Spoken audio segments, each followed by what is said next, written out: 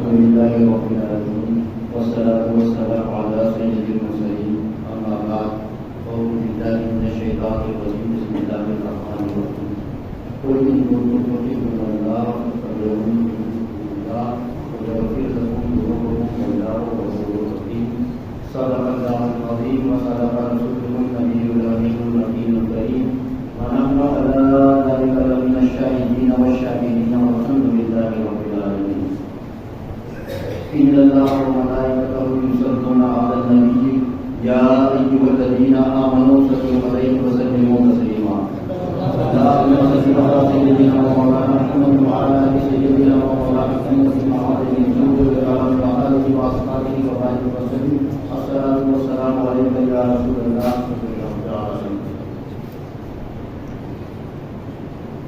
اللہ رب العزت قرآن کریم میں ارشاد فرماتا ہے کہ اے محبوب آپ فرما دیجیے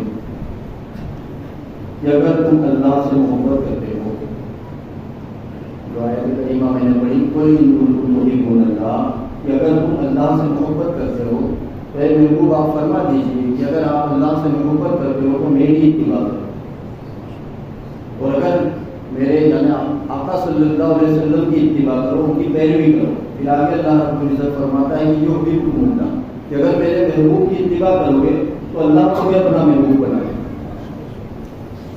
تو جب آقا صلی اللہ علیہ وسلم کی پیروی کی بات آ جائے تو صحابہ اکرام کی زندگی ہمارے لیے نہیں، تو آپ صلی اللہ علیہ وسلم کی اتباع اور پیروی کس طرح سے کی جاتی ہے، آئیے میں ایک واقعہ آپ کے سامنے رکھتا ہوں۔ ایک صحابی ہیں، ان کا نام ہے حضرت عبداللہ ابن مسعود رضی اللہ تعالیٰ۔ آقا صلی اللہ علیہ وسلم مسجد نبوی کے ممبر پر کھڑے ہیں اور خطاب فرما رہے ہیں۔ کئی دفعہ ایسا ہوتا ہے نا کہ کوئی خطیب خطاب کر رہا ہو اور پھر وہ یوں کہے کہ بھائی جس کو جہاں جگہ ملے وہ بیٹھ جائے، جہاں جگہ ملے وہ بیٹھ جائے۔ ایسے ہی آپ صلی اللہ علیہ وسلم نے مسجد نبوی میں خطاب کے درمیان فرمایا، اور حضرت عبداللہ ابن مسعود رضی اللہ تعالیٰ یہ مسجد نبوی میں موجود نہیں تھے، تھوڑی تاخیر ہو گئی تھی جس کے سبب گھر سے جلدی آ رہے تھے کہ جلدی سے میں مسجد نبوی میں پہنچ جاؤں اور آپ صلی اللہ علیہ وسلم کا خطاب سماعت کرواؤں۔ اور آپ صلی اللہ علیہ وسلم کے معجزات میں سے ایک کمال ایک معجزہ یہ بھی تھا، جب آپ صلی اللہ علیہ وسلم گفتگو فرماتے تھے تو جیسا آگے والا سنتا تھا ویسا ہی پیچھے والا بھی سنتا تھا، قریب والا بھی ویسا ہی سنتا تھا اور دور والا بھی ویسا ہی سنتا تھا۔ تو آپ صلی اللہ علیہ وسلم اب آپ سچویشن کو سمجھیے، حضرت عبداللہ ابن مسعود رضی اللہ تعالیٰ عنہ اپنے گھر سے نکلے ہیں اور آپ صلی اللہ علیہ وسلم ممبر پر کھڑے ہیں، اور بیان کے درمیان آپ صلی اللہ علیہ وسلم نے فرمایا کہ جو جہاں ہے وہ وہیں بیٹھ جائے، جو جہاں ہے وہ وہیں بیٹھ جائے۔ حضرت عبداللہ ابن مسعود رضی اللہ تعالیٰ عنہ پیچھے کی دوسری گلی میں، ابھی مسجد میں نہیں ہے، وہ دوسری گلی میں ہے، لیکن انہوں نے قرآن شریف میں یہ پڑھا تھا کہ اطیعوا اللہ اور رسول لعلکم ترحمون، اطاعت ہو اللہ کی اور اس کے رسول تاکہ تم پر رحم کیا جائے۔ اب جیسے ہی رسول صلی اللہ علیہ وسلم کی صدا آئی کان میں کہ جو جہاں ہے وہ وہیں بیٹھ جائے، جو کہ وہ یہ اچھی طرح سے جانتے تھے کہ یہ حکم میرے لیے نہیں ہے، وہ یہ جانتے تھے کہ یہ حکم تو ان کے لیے ہے جو مسجد میں سامنے بیٹھے ہوئے، لیکن وہ گلی میں تھے، اور جیسے ہی کان میں آواز آئی وہ وہیں بیٹھ گئے۔ آپ صلی اللہ علیہ وسلم کے فرمان کی ان کے حکم کو کی تعمیل کیسے کی جاتی ہے؟ حضرت عبداللہ ابن مسعود رضی اللہ تعالیٰ عنہ گلی میں ہی بیٹھ گئے، آپ صلی اللہ علیہ وسلم خطاب فرماتے جا رہے ہیں۔ آپ صلی اللہ علیہ وسلم نے دوران خطبہ یوں فرمایا کہ عبداللہ ابن مسعود نظر نہیں آ رہے، عبداللہ ابن مسعود نظر نہیں آ رہے، وہ جہاں بیٹھے تھے وہیں سے سنا، وہیں سے کھڑے ہوئے لبیک یا رسول اللہ، لبیک یا رسول اللہ، دوڑتے وہ مسجد نبوی میں ممبر رسول صلی اللہ علیہ وسلم کے سامنے آ کر کھڑے ہو گئے، ادب کے ہمارے سر جھکا لیا۔ آپ صلی اللہ علیہ وسلم نے دیکھا، کہا مسعود کہاں لے گئے؟ تو کہا یا رسول اللہ صلی اللہ علیہ وسلم میں یہیں آ رہا تھا کہ آپ کی آواز آئی کہ جو جہاں ہے وہ وہیں بیٹھ گئے، تو میں جہاں تھا میں وہیں بیٹھ گیا، اور پھر جب آپ نے ابھی مجھے یاد کیا تو میں دوڑا چلا آیا۔ آپ سوچو آج کا کوئی امام ہوتا یا کوئی بھی ہوتا تو وہ اس کا کتنا مذاق اڑاتا ہے نا کہ دیکھو. لیکن آپ صلی اللہ علیہ وسلم نے جب ان کی محبت دیکھی تو آپ صلی اللہ علیہ وسلم نے یوں باہیں پھیلا. حضرت عبداللہ ابن مسعود رضی اللہ تعالیٰ عنہ دوڑے اور لپٹ گئے آپ صلی اللہ علیہ وسلم. آپ صلی اللہ علیہ وسلم نے فرمایا, ان کا کاندھے سے پکڑا اور مجمع کی طرف کر کے خطاب فرمایا کہ جس کو بھی جنتی انسان دیکھنا ہے وہ میرے عبداللہ ابن مسعود کو دیکھنا. اور پھر فرمایا کہ جب تک میری امت میں میرے فرمان کی ایسی پیروی کرنے والے رہیں گے, دنیا کی کوئی بھی قوم اسے زیر نہیں کر سکتی. واقعہ بتانے کا مقصد یہ ہے کہ آج جو ہر جگہ مسلمان مار کھا رہا ہے تو اس کی سب سے اہم وجہ یہ ہے کہ ہم نے آپ صلی اللہ علیہ وسلم کے فرمان کو پیٹھ کے پیچھے ڈال دیا. اب اس بات کے اندر بات یہ ہے کہ حضرت عبداللہ ابن مسعود رضی اللہ تعالیٰ عنہ کو خصوصاً نہیں کہا تھا صلی اللہ علیہ وسلم, نام لے کر بھی نہیں کہا تھا, اور یہ بھی نہیں کہا تھا کہ کوئی راستے میں چل رہا ہو تو وہ بیٹھ جائے. اور وہ بھی یہ بات اچھی طرح سے جانتے تھے, یہ میرے لیے نہیں کہا گیا, لیکن پھر بھی وہ وہیں بیٹھ گئے. یہ ہمارے لیے نصیحت ہے. اب اگر کسی بات کے لیے ہمارے آقا صلی اللہ علیہ وسلم خاص کر کے کہہ دیں, اپنی امت کو خاص کر کے حکم دیتے, تو پھر اس کی پیروی ہمیں کس طرح سے کرنی ہے. اب سنیے, حضرت انس بن مالک رضی اللہ تعالیٰ عنہ یہ فرماتے ہیں کہ مجھے یاد نہیں کہ آپ صلی اللہ علیہ وسلم نے ایسا کوئی خطاب کیا ہو, ایسی کوئی تقریر کی ہو, یا کسی کو اس طرح کا کوئی مشورہ دیا ہو جس میں یہ بات نہ کہی ہو. کون سی بات؟ کہ جب بھی وعدہ کرو تو اسے پورا کرو.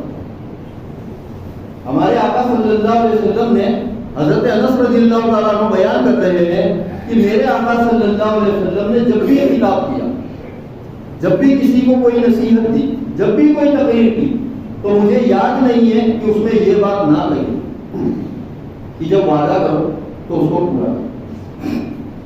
اور وعدہ کس چیز کو کہتے ہیں میرا خیال ہے آپ لوگ بہتر جانتے ہیں.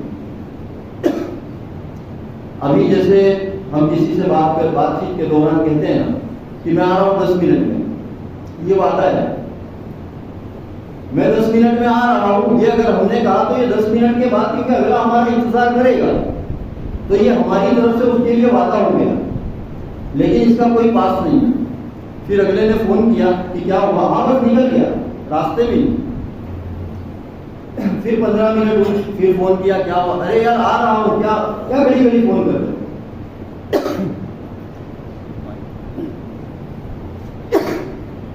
تو مطلب اس طرح سے ہوتا ہے. اب آپ سنیے وعدے کو وفا کس طرح سے کیا جاتا ہے. اگر کوئی شخص کسی سے کچھ کہہ دے یا زبان دے دے تو اس کی قیمت کیا ہوتی ہے. ایران کا ایک سپہ سالار تھا, اس کا نام تھا ہرمزان, اور مسلمانوں کا کٹر دشمن. ابھی کے جو دشمن ہے یہ نارمل سمجھ لو اس کے سامنے. وہ صرف جان جاتا تھا کہ اگلا مسلمان ہے تو ظلم و ستم کی انتہا کر دے گا. اور حضرت عمر فاروق رضی اللہ تعالیٰ عنہ کا زمانہ ہے. ایران سے جنگ ہوئی, آپ نے یہ حکم دیا تھا کہ وہ اگر حد پہ چڑھ جائے نا تو اسے زندہ گرفتار کر کے لانا, کیونکہ مسلمانوں کے اس نے بہت ظلم کے پہاڑ توڑے تھے. اور حضرت عمر فاروق رضی اللہ تعالیٰ عنہ یہ چاہتے تھے کہ میں اسے ایسی سزا دوں کہ دوسرے جو غیر مسلم ہیں ان کے لیے اس کو عبرت کا نشان بنا دوں. اور پھر ایسا ہی ہوا. جب آپ نے سامنے جنگ ہوئی تو اسے زندہ گرفتار کر دیا گیا. اب رمضان کو امیر المومنین حضرت عمر فاروق رضی اللہ تعالیٰ عنہ کی بارگاہ میں سامنے لا کر رکھ دیے, کھڑے کر دیے. اور آپ نے جیسے ہی اسے دیکھا تو آپ کی آنکھوں میں خون اتر آیا. مظلوم مسلمانوں کا جس طرح سے اس نے خون بہایا تھا وہ ساری باتیں یاد آ گئی. آپ اس کے قریب گئے اور کہا تو یہ اچھی طرح سے جانتا ہے کہ اب تیرے لیے معافی نہیں ہے. تیرے لیے معافی کی صرف ایک صورت ہے, تو اگر کلمہ پڑھ لے تو میں تجھے معاف کر دوں. تو اس نے کہا کہ نہیں, میں کلمہ نہیں پڑھوں گا. اس نے انکار کر دیا. حضرت عمر فاروق رضی اللہ تعالیٰ عنہ نے سپاہی کو حکم دیا کہ اس کی گردن قلم کر دو. تو اس نے کہا کہ کیا مرنے سے پہلے میری آخری خواہش پوری کی جائے گی؟ تو امیر المومنین نے کہا کہ ٹھیک ہے، بتا کیا خواہش ہے میری؟ تو کہا میں ایک گلاس پانی پینا چاہتا ہوں. یعنی زبان کی کیا قیمت ہوتی ہے آپ وہ سمجھیے، کہ زبان کی کیا قیمت ہوتی ہے وہ سمجھیے. کہا میں ایک گلاس پانی پینا چاہتا ہوں. پانی لایا گیا. اب اس کو پانی جب دیا تھا تو وہ حضرت عمر فاروق رضی اللہ تعالیٰ عنہ کو دیکھتا، کبھی سپاہی کی طرف دیکھتا. حضرت عمر فاروق رضی اللہ تعالیٰ عنہ نے فرمایا کیا بات ہے، پانی پی لے؟ تو اس نے کہا مجھے ڈر ہے کہ کہیں میں یہ پانی پینے کے لیے منہ سے گلاس لگاؤں اور آپ کا سپاہی کہیں میری گردن نہ اڑا دے. حضرت عمر فاروق رضی اللہ تعالیٰ عنہ نے کہا کہ یہ ایسا نہیں کرے گا، یہ ایسا نہیں کرے گا، تو پانی آرام سے اطمینان سے پی لے. تو کہا پہلے آپ وعدہ کیجیے کہ جب تک یہ پانی میں پی نہ لوں تب تک کوئی مجھے جان سے نہیں مارے گا. تو عمر فاروق رضی اللہ تعالیٰ عنہ نے فرمایا ٹھیک ہے، میں وعدہ کرتا ہوں کہ جب تک یہ پانی تو پی نہیں لیتا تب تک تجھے کوئی نہیں مارے گا. اور اس نے جیسے ہی سنا اس نے پانی زمین پر گرا دیا، پانی کو زمین پر گرا دیا اور مسکرانے لگا. اب آپ سوچئے اس عالم میں کس قدر غصہ آئے گا. اگر عمر فاروق رضی اللہ تعالیٰ عنہ کی گردن کاٹ دیتے تو کیا کوئی کہتا کہ غلط کیا آپ نے؟ سارے راضی رہتے کہ ہاں ٹھیک کیا اس کے ساتھ. لیکن بات ایک زبان کے وعدے زبان کی تھی. اور وہ مسکرانے لگا. کہا ہے امیر المومنین آپ نے وعدہ کیا تھا، آپ نے وعدہ کیا. یعنی وہ یہ جانتا تھا، اس کو یہ گمان تھا کہ مار تو یہ اب بھی دیں گے. اس کو یہ پتا نہیں تھا کہ یہ اپنے وعدے کو اس طرح سے پورا کریں گے، کیونکہ جانتا تھا کہ مسلمانوں کا خون میرے خلاف کھولا ہوا ہے، یہ مجھے چھوڑیں گے نہیں کسی بھی صورت میں. لیکن اس نے ایسا اس لیے کیا کہ وہ مرتے مرتے یہ بتانا چاہتا تھا کہ دیکھو تم لوگ اپنے وعدے کے پکے نہیں ہو. تم نے وعدہ کیا تھا کہ میں پانی نہیں پیوں گا تب تک نہیں مار رہے ہو، دیکھو میں نے پانی نہیں پیا لیکن آپ لوگوں نے مجھے مار دیا. وہ یہ دنیا کو پیغام دینا چاہتا تھا کہ دیکھو مسلمان اپنے وعدے کے پکے نہیں ہوتے. لیکن حضرت عمر فاروق رضی اللہ انہوں نے سنا تو مسکرا گئے. کہا کہ تو ایران کا ہے اور ایران کے لوگ بڑی موٹی عقل والے ہوتے ہیں کہ ٹھیک ہے جا میں نے تجھے معاف کیا، جا میں نے تجھے معاف کیا کیونکہ میں نے تجھے زبان دے دی. اب عمر فاروق رضی اللہ تعالیٰ عنہ کا معاف کرنا تھا کہ اس کے دل کی دنیا بدل گئی، اس کی آنکھوں میں آنسو آ گئے. وہ یہ سوچنے لگا کہ میں نے تو یہ اس لیے کیا تھا کہ یہ اس کے بعد مجھے اور بڑی سزا دیں گے، اور زیادہ سزا دیں گے، اور اس کے بعد میں دنیا میری موت دنیا کے لیے پیغام بنے گی کہ دیکھو مسلمان وعدے کے پکے نہیں ہوتے. لیکن عمر فاروق رضی اللہ تعالیٰ عنہ نے فرمایا میں نے تجھ سے وعدہ کیا تھا نا، جا میں نے تجھے معاف کہ آئندہ اگر تو کسی جرم میں پکڑا گیا تو تیری معافی نہ ہوگی. اب اتنا کہنا تھا کہ وہ آپ کے قدموں میں گرا اور کلمہ شہادت پڑھ گیا کہ مسلمان ایسے ہو. حضرت امیر معاویہ رضی اللہ تعالیٰ آپ جانتے ہیں، آپ تمام لوگ جانتے ہوں گے کہ یزید کے والد یہ تھے. صرف لیکن یہ نہیں جانتے، آپ یہ نہیں جانتے کہ ہمارے آقا صلی اللہ علیہ وسلم کے سارے صاحب بھی ہیں. ان کی سگی بہن ام حبیبہ رضی اللہ تعالیٰ عنہ وہ ہمارے آقا صلی اللہ علیہ وسلم کی بیوی ام المومنین. تو حضرت امیر معاویہ رضی اللہ تعالیٰ عنہ ان کی روم سے آئے دن جنگ چلتے رہتی تھی. بارڈر پر تھا تو آئے دن جنگ چلا کرتی تھی. تو ان کا اور رومیوں کا معاہدہ طے ہوا کہ اتنے دنوں تک ہم جنگ نہیں کریں گے. کچھ دنوں کا ایسا طے ہو گیا کہ بھائی 1 مہینے تک یا 1 سال تک ہم جنگ نہیں کریں گے تاکہ آپ اپنا آرام سے کام کاج دیکھ لو، ہم اپنا دیکھ لیں. کیونکہ آئے دن جنگ ہوا کرتی تھی جس کی وجہ سے مسلمان بھی جنگ میں الجھے رہتے تھے اور رومی بھی الجھے رہتے تھے. تو یہ معاہدہ طے ہو گیا. اب دونوں طرف سے جنگ بند ہو گئی. لیکن حضرت امیر معاویہ رضی اللہ تعالیٰ عنہ یہ جنگ کے بڑے مطلب مائنڈیڈ تھے، یعنی بڑے ہی جنگ باز تھے اور بہت ہی ان کی تدبیروں میں بہت آگے تھے حضرت امیر معاویہ رضی اللہ تعالیٰ. تو انہوں نے یوں کیا کہ جب جنگ بندی کی مدت قریب آ گئی، جیسا کچھ یوں رہا کہ بس اب 10 دنوں بعد یا 15 دنوں کے بعد وہ مدت پوری ہو جائے گی اور اس کے بعد جنگ کر سکتے ہیں. تو انہوں نے ان دنوں میں اپنی فوج کو بارڈر پہ لے جا کے لگا دیا. اور جو رومی تھے وہ بے فکر تھے کہ ابھی تو معاہدہ طے ہوا ہے, ابھی 10 دن کے بعد معاہدہ پورا ہوگا, پھر تیاری کریں گے تو 2-3 مہینہ تو تیاری میں لگے گا, پھر کہیں جنگ ہوگی. تو وہ غفلت میں رہ گئے رومی. میری بات سمجھ میں آ رہی ہے؟ رومی غفلت میں رہ گئے. اور حضرت امیر معاویہ رضی اللہ تعالیٰ عنہ نے انہی دنوں جب معاہدہ طے تھا انہی دنوں میں انہوں نے اپنی فوج کو بارڈر پہ لگا دیا کہ جیسے ہی معاہدہ پورا ہو ویسے ہی ان پہ اٹیک کر دینا, کہ وہ غفلت میں رہیں گے اور یہ مار کھا جائیں گے. اور ایسا ہی ہوا کہ جیسے ہی معاہدہ پورا ہوا اور وقت نزدیک آیا اور وقت پورا ہوا ویسے ہی انہوں نے آرڈر دیا کہ اب ان پہ حملہ کر دو. اب اچانک سے جب حملہ ہوا تو رومی سمجھ نہیں پائے اور وہ اپنی جان بچا کر آگے بھاگے اور مسلمانوں نے ان کی بستیوں پر قبضہ کر لیا. کافی سارے لوگوں کو بندی بنا لیا اور وہاں لے جا کے اپنے جھنڈے گاڑ دیے کہ وہاں پر اسلامی جھنڈا پرچم لہرا دیا. اب چونکہ رومی غفلت میں تھے اس لیے وہ پیچھے بھاگے اور جو ہاتھ میں آ گئے انہیں بندی بنا لیا گیا. ان کی جگہوں پہ ہمارے اسلامی جھنڈے لہرا دیے گئے. اس کے بعد حضرت امیر معاویہ رضی اللہ تعالیٰ عنہ بڑے راضی, بڑے خوش کہ ہم نے بڑی کامیابی حاصل کی بنا کسی نقصان کے, کیونکہ مسلمانوں کا کوئی نقصان نہیں ہوا اس جنگ میں, بنا کسی نقصان کے ہم نے فتح کر لیا. اتنے میں یہ بڑے راضی تھے تو ایک صحابی آئے اور انہوں نے آ کر کہا کہ اے امیر المومنین, کیا آقا صلی اللہ علیہ وسلم کا وہ فرمان بھول گئے؟ کہا کون سا؟ تو کہا من غشا فلیسا منا, کہ دھوکہ دینے والا ہم میں سے نہیں. تو کہا میں نے کون سا دھوکہ دیا, میں نے کسے دھوکہ دے دیا؟ تو کہا یہ جو تم نے جنگ جیتی ہے رومیوں سے تمہارا معاہدہ طے تھا. تو کہا تو جب وہ پورا ہو گیا میں نے تو کب فتح تب حملہ کیا نا. تو کہا جب تمہارا معاہدہ جنگ بندی کا تھا تب تم نے اپنی فوج کو تو بارڈر پہ لگایا نا. تو یہ دھوکہ ہے. وہ لوگ بے فکر تھے, تمہاری طرف سے مطمئن تھے اور تم نے دھوکہ دیا ان کو. اب جیسے ہی حضرت امیر معاویہ رضی اللہ تعالیٰ عنہ نے یہ بات سنی وہ ایک دم سے شرمسار ہو گئے کہ کل بروز قیامت اگر میرے آقا صلی اللہ علیہ وسلم کے سامنے ان رومیوں نے یہ کہہ دیا کہ تمہارے صحابی نے دھوکہ دیا تھا تو میں کیا منہ دکھاؤں گا. فوراً اپنی فوج کو حکم دیا کہ جاؤ اور وہ جو جھنڈے گاڑے ہیں اور جو یہ قیدیوں کو بندی بنائے انہیں رہا کرو اور وہاں جاؤ اسلامی جھنڈے اٹھا دو اور ان سے معافی اگر مانگنا. اور خود بھی گئے بارڈر پہ کھڑے ہو گئے اور ان سے معافی طلب کرنے لگے کہ ہم نے تمہارے ساتھ غلط کیا, ہم نے تمہیں دھوکہ دیا. آپ بتاؤ, پوری تاریخ اٹھا کے دیکھو کسی نے جنگ فتح ہونے کے بعد اس طرح سے کسی کو لوٹایا ہے کہ بھائی یہ غلطی سے ہم نے فتح کر لیا تھا, جاؤ واپس دے رہے.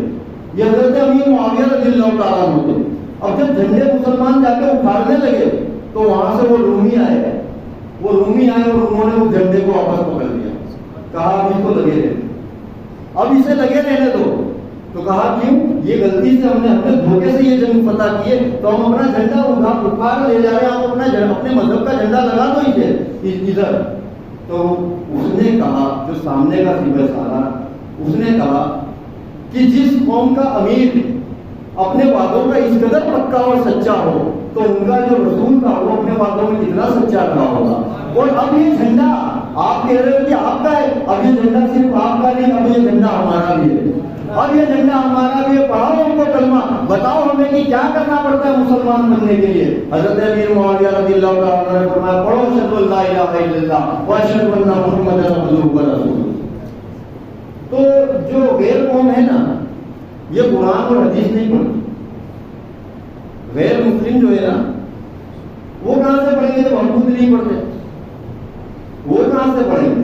ہم تو خود نہیں پڑھ رہے نا. بہت کم لوگ پڑھتے ہیں اللہ ماشاء اللہ, اور جو لوگ پڑھ رہے ہیں وہ بھی سمجھ نہیں رہے. حالانکہ میں یہ نہیں کہہ رہا کہ سمجھ کے ہی پڑھنا چاہیے, بہتر یہ ہے کہ سمجھ کے پڑھیں, لیکن پڑھنا چاہیے. لیکن جب ہم نہیں پڑھ رہے تو وہ کہاں سے پڑھیں گے؟ غیر مسلم تو مسلمان کو پڑھتا ہے, وہ مسلمان کو دیکھتا ہے اور پھر وہ اس سے اندازہ لگاتا ہے. جیسے آج ہم کسی بچے کو دیکھ کر اندازہ لگاتے ہیں کہ اس کا خاندان کیسا ہوگا. اگر بچہ بدتمیز ہوتا ہے تو ہم بچے کو کم بولتے ہیں, اس کے گھر والوں کو زیادہ بولتے ہیں. تو اسی طرح جب کوئی مسلمان کا عمل دیکھتا ہے تو وہ اس سے اندازہ لگاتا ہے کہ اسلام کیسا ہوگا.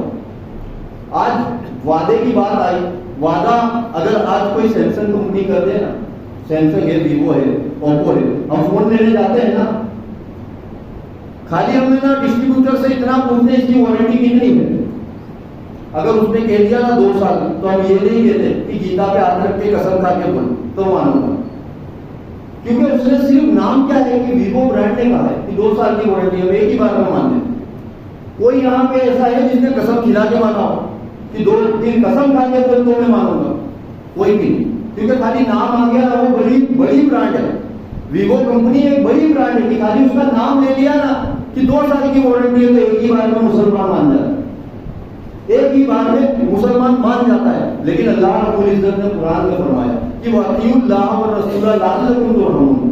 اللہ رب العزت سے بھی بڑی کوئی برانڈ ہے, لیکن مسلمان کو یقین نہیں کہ وعدہ اللہ کا جو ہے اس کے اوپر بالکل بھی یقین نہیں ہے. اگر ہمارے آقا صلی اللہ علیہ وسلم, آپ صلی اللہ علیہ وسلم نے فرمایا منافق کی 4 پہچان.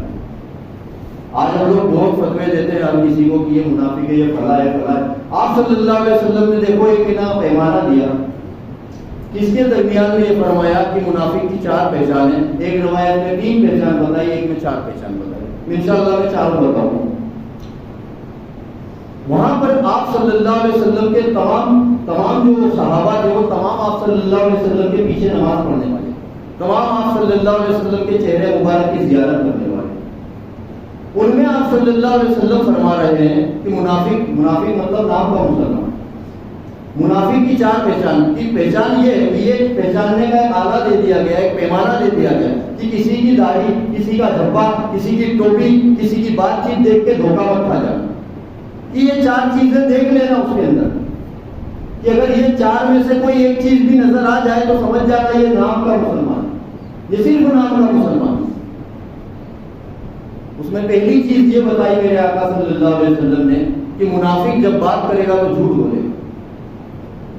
آج ہم اپنا جائزہ لیں, ہم پورے دن میں اگر 100 بات کرتے تو 75 میں جھوٹ ہوتا ہے. اگر سیریسلی ہو کے جھوٹ نہیں بولتے تو لطیفے بولتے ہیں, جوکس بولتے ہیں, اس میں وہ بھی جھوٹ ہے. کسی کو ہنسانے کے لیے اگر جھوٹ, وہ بھی جھوٹ ہے.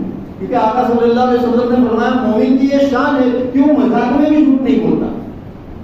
مومن جو ہوگا وہ مذاق میں بھی جھوٹ نہیں بولے گا. دوسرا آپ صلی اللہ علیہ وسلم نے فرمایا کہ جب وعدہ کرے گا تو وعدہ خلافی کرے گا. آج کیا ہے, آج کسی سے اگر ہم کسی کو کوئی رقم دیں تو پوچھا جاتا ہے کب لوٹاؤ گے.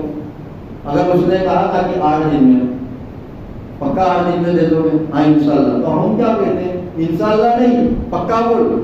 مطلب کیا ہوا کہ انشاءاللہ بولنے کا مطلب یہ کہ اب یہ بات میں ڈگا ہے, شک ہے نا. کوئی اگر یہ کہتے نا انشاءاللہ تو ہم فوراً بولتے ہیں انشاءاللہ نہیں پکا بول. تو کیا مطلب کہ انشاءاللہ بول کے انسان نہیں دے گا, یعنی ہم نے اس کا مطلب کیا کر دیا ہمارے عمل سے. آج کوئی کسی کے اوپر بھروسہ اگر کر لے تو رقم تو جاتی ہی ہے, رشتہ بھی چلا جاتا ہے, رقم کے ساتھ رشتہ بھی چلا جاتا ہے. حضرت عمر فاروق رضی اللہ عنہ بیت المقدس کو فتح کیا. اب بیت المقدس کو جب فتح کیا آپ نے تو وہاں یہودی اور عیسائی رہتے تھے. مسلمان کی جو زبان ہوتی ہے, جو وعدے ہوتے ہیں, جو امانت داری ہوتی ہے وہ کیسی ہوتی ہے. وہاں پر یہودی اور عیسائی رہتے تھے اور مسلمانوں کا قبضہ آ گیا تو آپ نے یہ حکم جاری کیا کہ سب سے فدیہ وصول. فدیہ مطلب ٹیکس, کیونکہ وہ جو ٹیکس دیا جائے گا اس سے جو حکومت کے اخراجات ہیں, جو سپاہی ہیں, ان کو تعینات کیا جائے گا. سارے یہودیوں اور عیسائیوں نے ٹیکس دیا, جس کے بدلے میں امیر المومنین حضرت عمر فاروق رضی اللہ تعالیٰ عنہ نے یہ وعدہ کیا کہ تمہاری جان مال عزت آبرو کی حفاظت کریں گے, کہ ہماری اب یہاں حکومت ہے, آپ کو کسی سے ڈر نہیں ہے. اگر آپ حق پر ہیں تو کوئی مسلمان بھی آپ کے ساتھ ظلم نہیں کر سکتا. یہ آپ کے لیے حفاظت کے لیے یہ سپاہی تعینات کر دیے گئے. پرامن طریقے سے یہودی اور عیسائی بھی رہ رہے ہیں اور مسلمان بھی رہ رہے ہیں. یہودی اور عیسائی اور مسلمان تینوں برادری, تینوں طبقے, تینوں مذاہب والے ٹیکس ادا کر رہے ہیں اور امیر المومنین ٹیکس وصول رہے ہیں. اب ایک وقت ایسا آیا کہ آپ نے ایک لشکر بھیجا, جس لشکر میں بڑی فوج کی ضرورت تھی. تو بیت المقدس میں جو سپاہی تعینات تھے, حضرت عمر فاروق رضی اللہ تعالیٰ عنہ نے ان تمام سپاہی سپاہیوں کو بھی اسی لشکر میں بھیج دیا. اب جو یہودیوں سے اور عیسائیوں سے پیسہ لیا گیا تھا ٹیکس کا، آج ہماری گورنمنٹ لیتی ہے نا ہم سے ٹیکس، اس کے بدلے میں ہم کو کیا دیتی ہے فیسلٹیز، وہ آپ مجھ سے بہتر جانتے ہیں. حضرت عمر فاروق رضی اللہ تعالیٰ عنہ نے ٹیکس لیا تھا کہ تمہاری حفاظت کریں گے، لیکن حفاظت کرنے والے سپاہیوں کو تو جنگ میں بھیج دیا. اب جب جنگ پر بھیج دیا تو حضرت عمر فاروق رضی اللہ تعالیٰ عنہ ان کی بستی میں گئے، رجسٹر وغیرہ لے کر کہ کسی انسان نے کتنا ٹیکس دیا تھا، اور وہاں ان کا منادی نام لے کر لوگوں کو بستی میں اکٹھا کرنے لگا، نام لے کر اکٹھا کرنے لگا. یہودی اور عیسائی گھبرائے ہوئے، ڈرے ہوئے، ایک دم سہمے ہوئے حاضر ہوئے کہ امیر المومنین خود آئے ہیں، خود حاضر آئے ہیں اور ہم کو بلوا کے کانپتے ہوئے اور سامنے آ کے کھڑے ہو گئے کہ کیا ہوا امیر المومنین. تو حضرت عمر فاروق رضی اللہ تعالیٰ عنہ نے فرمایا کہ دیکھو ایسا ہے کہ ہم نے تم سے فدیہ لیا تھا، مطلب ٹیکس لیا تھا تمہاری حفاظت کے لیے، اور ہم نے سپاہی بھی تعینات کیے ہوئے تھے، لیکن ایک دوسری جگہ جنگ ہو رہی ہے تو ہم نے ان سپاہیوں کو وہاں بھیج دیا. تو ہم نے آپ سے وعدہ کیا تھا کہ ہم آپ سے ٹیکس لیں گے تو آپ کی حفاظت کریں گے، تو ہم اب وہ وعدے کو پورا نہیں کر پا رہے کیونکہ ہم نے تو سپاہی دوسری جگہ بھیج دیے. تو آپ لوگوں نے جتنا فدیہ دیا تھا یہ ہم رجسٹر لے کے آئے ہیں، اور آپ بتاتے جاؤ کتنا دیا تھا، ہم آپ کا فدیہ آپ کو واپس دے دیں گے. ادھر حضرت علی رضی اللہ تعالیٰ عنہ فدیے کی رقم لکھ رہے ہیں واپس دینے کی، اور ادھر یہودی اور عیسائی کلمہ شہادت پڑھ رہے ہیں کہ اشہد ان لا الہ الا اللہ واشہد ان محمدا عبدہ ورسولہ. تو یہ مسلمانوں کی زبان ہوتی ہے، اور یہ طریقے یہ مسلمانوں کو وعدے وفا کرنے کے طریقے کہاں سے ملے؟ صلح حدیبیہ جب ہوئی تو اس کے اندر آپ لوگوں نے یہ واقعہ پورا سنا ہوا ہے کہ کافروں نے جس طرح کی شرطیں رکھی تھی اس میں مسلمانوں نے بہت ہی دب کے صلح کی. حالانکہ اس میں آپ صلی اللہ علیہ وسلم کی دور اندیشی تھی، میرے آقا صلی اللہ علیہ وسلم دور کا دیکھ رہے تھے کہ آگے اس سے فائدہ ہی ہوگا. اس میں زیادہ تر جو شرطیں لکھی ہوئی تھی اس میں ایسا تھا کہ مسلمان دب کے صلح کر رہے. اس میں ایک شرط یہ لکھی ہوئی تھی کہ اگر مدینہ شریف میں، یعنی آپ صلی اللہ علیہ وسلم اور تمام مسلمان مدینہ شریف میں رہتے تھے اور کفار زیادہ تر مکے میں، تو ایک شرط یہ لکھی ہوئی تھی کہ اگر مکے سے کوئی مسلمان کلمہ پڑھ لے، کوئی کافر مسلمان بن جائے اور اگر وہ مدینے میں آ گیا تو آپ کو اسے لوٹانا ہوگا. بات سمجھ میں آ رہی ہے؟ مکہ شریف سے اگر کوئی مسلمان بن گیا اور وہ مدینہ شریف میں آ گیا، مسلمانوں کی پناہ میں آ گیا، مسلمانوں کے گروپ میں آ گیا، تو آپ کو اسے لوٹانا پڑے گا. اور دوسری شرط یہ تھی کہ اگر مدینہ شریف سے کوئی مسلمان مرتد ہو گیا، کفر کر لیا، کافر ہو گیا، اور وہ اگر مکے آ گیا تو ہم اس کو نہیں لوٹائیں گے. ہے نا ایک طرفہ بات ہوتی تو دونوں طرف ہونی چاہیے، لیکن یہ ایک طرفہ بات تھی کہ دونوں طرف سے کافروں نے اپنے حق میں فیصلہ لکھا کہ اگر مکے میں کوئی مسلمان بن گیا اور ہم اس کو کتنی بھی تکلیف دیں، کتنا بھی مارے پیٹے، اور وہ اگر مدینے آ گیا بچ بچا کے کیسے بھی، تو آپ کو اسے لوٹانا ہی پڑے گا. آپ صلی اللہ علیہ وسلم صحابہ اکرام کی بالکل بھی مرضی نہیں تھی.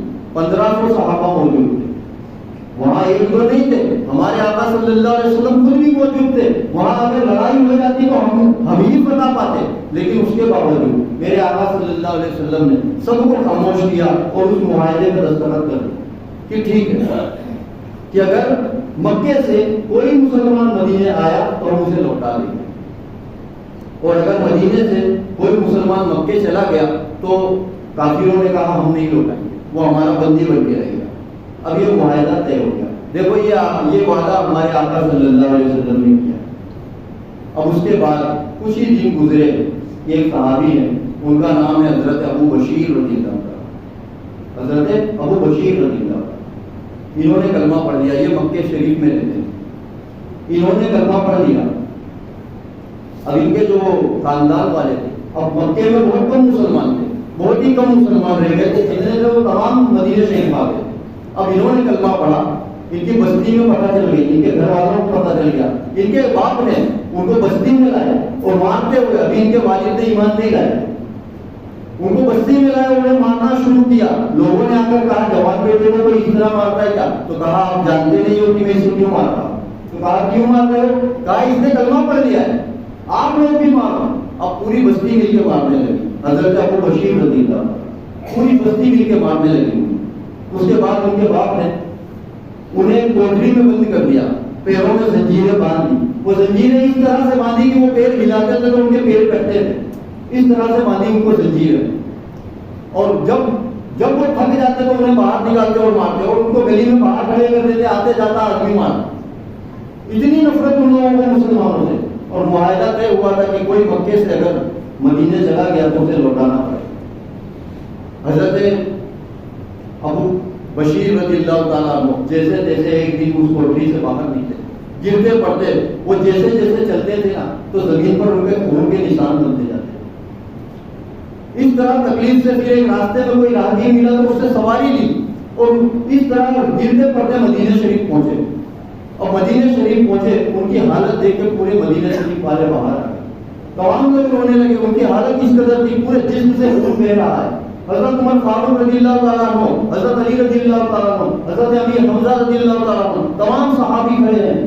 حضرت ابو بشیر رضی اللہ تعالیٰ عنہ آپ صلی اللہ علیہ وسلم کے سامنے, اور رو کے کہنے لگے, یا رسول اللہ صلی اللہ علیہ وسلم میں نے کلمہ پڑھ لیا. یا رسول اللہ صلی اللہ علیہ وسلم میں نے کلمہ پڑھ لیا. میرے گھر والے مجھ پر ظلم ڈالنے لگے, میرے گھر والے مجھے باہر بستی میں کھڑا کر دیتے ہیں, اور پورے محلے والے مجھے مارتے ہیں. یا رسول اللہ صلی اللہ علیہ وسلم دیکھیے, یہ میرے پیروں میں بیڑی بندھی ہوئی ہے, یہ میرے ہاتھوں میں زنجیریں لگی ہوئی ہیں. یا رسول اللہ صلی اللہ علیہ وسلم بڑی مصیبت سے, بڑی پریشانی سے میں اپنی جان چھڑا کر واپس آیا. پورے مدینہ شریف میں غم کا ماحول, صحابہ اکرام کی آنکھوں سے آنسو جاری ہیں. میرے آقا صلی اللہ علیہ وسلم کی داڑھی مبارک بھیگ گئی ان کی حالت سن کے, دیکھ کے. اتنے میں یہ بیان کر ہی رہے تھے کہ مکے شریف سے دو قریشی آ گئے, تلوار ہاتھ میں لیے. دو قریشی آئے, کہا اے محمد اسے ہم لینے آئے ہیں. حضرت عمر فاروق رضی اللہ تعالیٰ عنہ ایک دم جھڑک کے آگے بڑھے کہ ہاتھ لگا کر کوئی بتاؤ اسے. حضرت آپ صلی اللہ علیہ وسلم نے فرمایا عمر ٹھہر جا. وہ جو دو لوگ آئے تھے انہوں نے کہا کیا معاہدہ بھول گئے, آپ نے وعدہ کیا تھا کہ اگر مکے سے کوئی بچ کے یہاں آئے گا, کوئی مکے سے مسلمان یہاں آئے گا تو آپ اسے لوٹاؤ گے, آپ نے یہ وعدہ کیا تھا. آپ صلی اللہ علیہ وسلم کی آنکھوں سے آنسو جاری ہیں. حضرت ابو بشیر رضی اللہ تعالیٰ عنہ رو رہے ہیں, کہہ رہے یا رسول اللہ صلی اللہ علیہ وسلم مجھے واپس مت بھیجیے, مجھے واپس مت بھیجیے, مجھ پر بڑا ظلم اٹھاتے ہیں, بہت تکلیفیں دیتے ہیں. یا رسول اللہ صلی اللہ علیہ وسلم. آپ صلی اللہ علیہ وسلم آگے بڑھے, کہا ہے ابو بشیر تیرے نبی نے وعدہ کیا, تیرے نبی نے وعدہ کیا کہ تو کیا چاہتا ہے. حضرت ابو بشیر رضی اللہ تعالیٰ عنہ نے جیسے ہی سنا نا خود سے چلنے لگے پیچھے. کہا میرے نبی صلی اللہ علیہ وسلم کا وعدہ, میری جان میرے نبی کے وعدے سے بڑھ کے نہیں ہے. وہ خود سے سپاہیوں کے ساتھ چلنے لگے. اب کچھ دور جب گئے, آقا صلی اللہ علیہ وسلم کی آنکھوں سے آنسو جاری ہیں, پلٹ کر دیکھ رہے ہیں آپ صلی اللہ علیہ وسلم کی طرف. تو آپ صلی اللہ علیہ وسلم نے فرمایا اے ابو بشیر کچھ دن بعد میرا پیغام تیرے تک آئے گا, کچھ دن بعد میرا پیغام تیرے تک آئے گا. اب اتنا کہا, اس کے بعد وہ سپاہی انہیں جھٹکتے ہوئے لے کر چلے گئے. اب تمام صحابہ کھڑے ہو کے دیکھ رہے ہیں, وہاں پر کوئی غیر مسلم, ان دو غیر مسلموں کے سوا اور کوئی نہیں تھا. تمام مسلمانوں کی بستی تھی. اگر وہ چاہتے تو وہ جو دو آئے تھے ان کی بھی بوٹی کرتے, لیکن بات تھی وعدے کی کہ ہمارے نبی صلی اللہ علیہ وسلم نے بتایا کہ دیکھو وعدے کو کیسے نبھایا جاتا ہے. اب حضرت ابو بشیر رضی اللہ تعالیٰ عنہ جب نظروں سے اوجھل ہو گئے تو آپ صلی اللہ علیہ وسلم نے ہاتھ دراز کیے, دعا کے لیے ہاتھ اٹھائے, یہ میرے اللہ میرے ابو بشیر کی حفاظت کرنا, اس کی مدد کرنا, اے غفور الرحیم میرے ابو بشیر کی مدد کرنا. اب یہ جب مکے کی سرحد, مدینے کی سرحد سے جب باہر نکلے, ادھر میرے آقا صلی اللہ علیہ وسلم نے دعا فرمائی. اب وہ جب باہر نکلے تو پورے راستے میں جو کافر تھے وہ انہیں تانا دے رہے تھے کہ تو اس نبی کا کلمہ پڑھا تمہیں. یہ ان کے لیے وہ مار کھاتا تھا کہ دیکھا تم نے تمام مسلمان کھڑے تھے, کسی نے کچھ نہیں کیا اور واپس دے دیا تجھ پہ, تاکہ ہم تجھ پر ظلم کریں, تو ان کا کلمہ پڑھتا ہے. اب پھر جا, اب بولے آنکھیں کھلی تیری, اب بولے ان کے کلمے سے ہٹ جا. اگر آج کا کوئی مسلمان ہوتا نا تو واقعی میں وہ پھر جائے, اسی وقت پھر جائے. لیکن حضرت ابو بشیر رضی اللہ تعالیٰ انہوں نے ان کی بھی آنکھوں سے آنسو بہہ رہے تھے, لیکن جیسے ہی اس نے جب یہ بات کہی نا انہوں نے اپنے آنسو پوچھے اور اس کی جو ایک تلوار میان میں تھی نا, تلوار کھینچی اور کہا اے کافر سن, اب تو مجھے اور بھروسہ ہو گیا میرے نبی کے اوپر کہ میرا نبی اپنے وعدوں میں کتنا سچا ہے. یہ کہہ کر اس کی گردن پہ تلوار ماری اور اس کی گردن الگ. اس دوسرا جو بچا وہ بھاگا, وہ بھاگ گیا وہاں سے. اس کے بعد حضرت ابو بشیر رضی اللہ تعالیٰ عنہ وہ جانتے تھے کہ یہاں سے اگر میں مدینہ شریف گیا تو میرے آقا صلی اللہ علیہ وسلم واپس مجھے مکہ بھیج دیں گے, اور اگر مکہ گیا تو وہ لوگ بھی نہیں چھوڑیں گے. تو یہ تیسری جگہ نکل گئے, یہ سمندر کی طرف جا کر بیٹھ گئے. وہاں جا کر یہ انتظار کرنے لگے کہ اب میں یہیں رہوں گا. بھوک لگتی تو پتے کھا لیتے, پانی پی لیتے, اس طرح گزر بسر کرتے. اب وقت بہت ہو گیا, انشاءاللہ اسی بات کو آگے بڑھائیں گے اگلے سے. اللہ رب العزت سے دعا ہے کہ کہنے سننے سے زیادہ عمل کرنے کی توفیق عطا فرمائے, اور میرے کہنے میں اگر کوئی